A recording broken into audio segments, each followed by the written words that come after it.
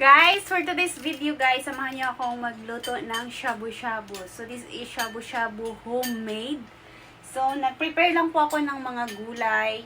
Tapos scrubbles, ayan po scrubbles natin. Nabili natin siya sa Chinese Bacala.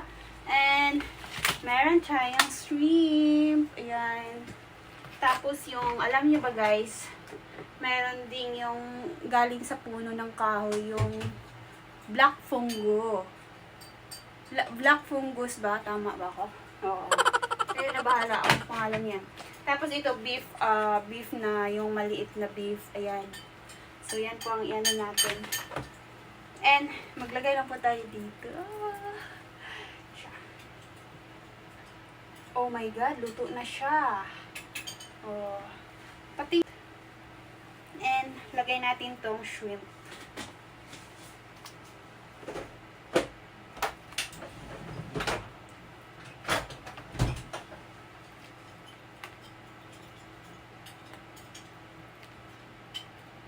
P2. Ayan.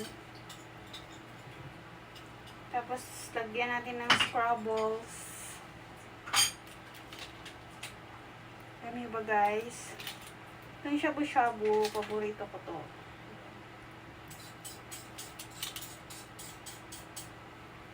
Tapos, lagyan natin ng beef.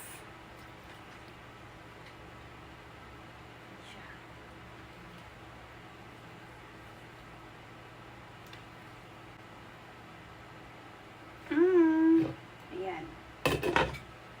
So, ayan na siya. Hintayin lang natin siyang mag-cook.